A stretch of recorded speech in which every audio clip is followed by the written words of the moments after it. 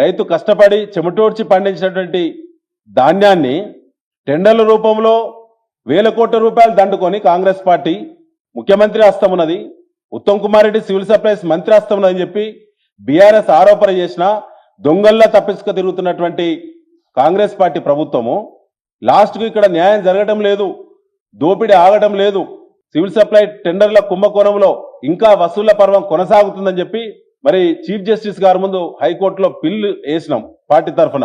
నోటీసులు survey counter దాఖలు చేయాలని చెప్పి 13 నెలలు గడిచినా 14 వాయిదాలు తీసుకున్నది కాంగ్రెస్ పార్టీ ప్రభుత్వం. సివిల్ సప్లైస్ డిపార్ట్మెంట్ కమిషనర్ సిగ్గెట్లు అనిపిస్తలేదు కాంగ్రెస్ పార్టీకి. ప్రభుత్వమే కుంభకోణానికి పాల్పడుతుందని చెప్పి బిల్ దాఖలు చేస్తే గౌరవ కోర్టు వారు నోటీసులు సర్వే చేసి కౌంటర్ దాఖలు చేయాలని చెప్తే 13 నెలలు గడిచింది, 14 వాయిదాలు అడిగింది. కౌంటర్ దాఖలు చేయడానికి ప్రభుత్వానికి సమయం దొరకట్లేదా? కుంభకోణం జరిగింది కాబట్టే, జరుగుతున్నది కాబట్టే, ఇంకా వసూళ్ల పర్వం కొనసాగుతుంది కాబట్టే వాళ్ళు కౌంటర్ దాఖలు చేయకుండా తప్పించుక తిరుగుతున్నట్టు దొంగలు కాంగ్రెస్ పార్టీ వాళ్ళు. ఒదికు ప్యాడీ రైతులను దోపిడీ చేసిళ్ళు, టెండర్ల రూపంలో వేల కోట్ల రూపాయలు దండుకున్నారు. ఇవాళ పత్తి రైతులను కూడా 25 లక్షల మంది రైతులను నట్టేట ముంచిళ్ళు. ఇవాళ 5,500 రూపాయలకు అమ్ముకునే దుస్థితి రాష్ట్రంలో కల్పించింది కాంగ్రెస్ పార్టీ పత్తి రైతుకు. 7,521 రూపాయలకు బ్రోకర్లు, ట్రేడర్లు రైతుల అవతారం ఎత్తి మార్కెట్ కార్యదర్శుల యొక్క వారితో ధృవీకరణ తీసుకొని టిఆర్ నంబర్లు 60,000 అక్రమ ఖాతాలు ఓపెన్ చేసి సిసిఐకి మరి మద్దతు ధరకు అమ్ముకుంటే ఇవాళ 5,500 రూపాయల రైతు అమ్ముకున్న ధర ఎక్కడ?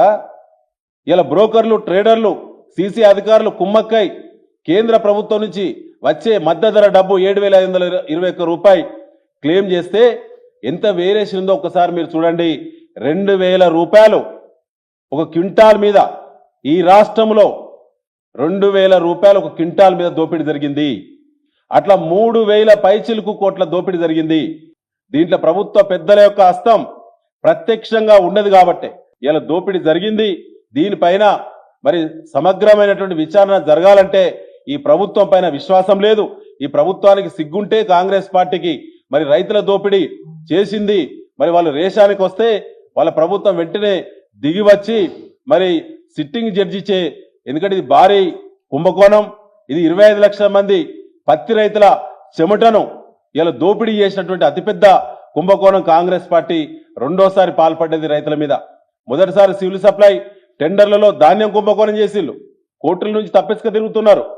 ఇవాళ స్వయంగా సిసిఐ కేంద్రంగా 25 లక్షల మంది రైతులను దోపిడీ చేసింది కాంగ్రెస్ పార్టీ ప్రభుత్వం.